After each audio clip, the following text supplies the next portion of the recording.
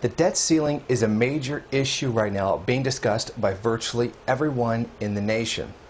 Internationally, there is even a greater cause for concern around the U.S. national debt, as the U.S. dollar is used for trading and its collapse would have a devastating effect on the global economy.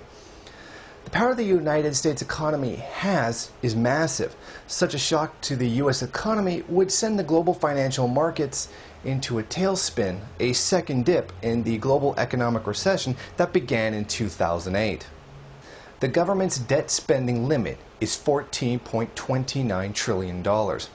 Now, this was reached on May 16th. The Treasury Department has warned that if the debt ceiling is not raised, it would begin defaulting on those loans if the debt ceiling was not raised by August 2nd.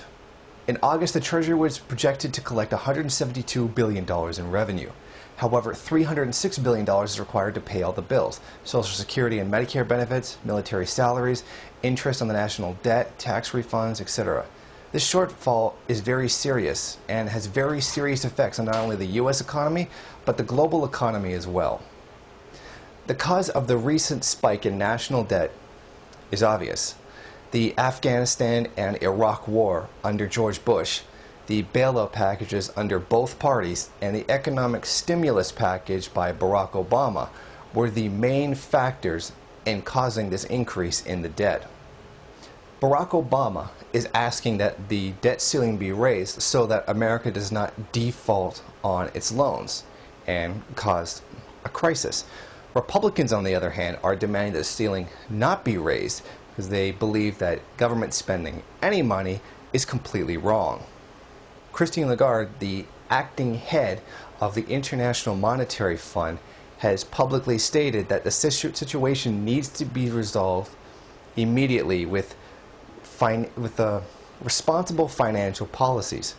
Now, there's no doubt that these responsible financial policies are the deliberate and planned destruction of the living standards of working class Americans. This is clearly It's clearly intended to cut the healthcare and education of the American masses.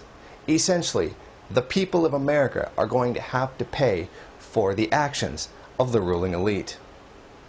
Unfortunately, even though this is a very serious situation with serious repercussions for the entire world, many, on both sides, the Democrats and the liberals, have used this incident for political point scoring and for standing on soapboxes rather than actually coming together and dealing with this borderline emergency.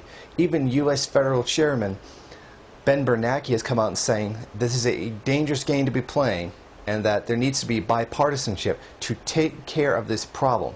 Political point scoring is not a good idea right now. What needs to be done right now is a bipartisan campaign to end this problem before it gets worse. In a situation like this, we can see the short-sightedness of the bourgeoisie. They're putting all this effort into gaining whatever they can for themselves, rather than actually dealing with a major problem that's coming up ahead that could crash the entire economy. Immediate profit is more important than the future stability of the system that they believe in. Republicans have been fighting the idea of the debt ceiling being raised. Instead, they demand that there be austerity measures, cutting the healthcare and education of the average working American and making them suffer for what the ruling elite has done. Now, despite their adamant stance against the rising of the debt ceiling, they themselves have been pretty big supporters of raising the debt ceiling in the past. Since 1962, the debt ceiling has been raised 74 times. 18 times under Ronald Reagan and 7 times under George W. Bush. This raising the debt ceiling has a very big history with the Republican Party, despite their adamant stance against it right now. As I see it, the only solution to this situation within the framework of capitalism itself is to raise the debt ceiling a little bit, enough to get things going and to not allow a default to happen. Then there would come the immediate cessation of all the wars: Afghanistan, Iraq, Pakistan and Libya. Immediately end all military conquests. More than 60% of the U.S. national budget is spent on defense. If spending needs to be cut that much, and we ended most military spending and just cut it down to, say, 20% of the national budget, then that would free up a ton of money, and that would be able to pay down the debt very, very quickly. The wars in the last 10 years alone would have been enough money to put a serious dent into the national debt. But then again, if those wars hadn't happened to begin with, then wouldn't be in the situation that it's in. Now, this would also be given at the same time.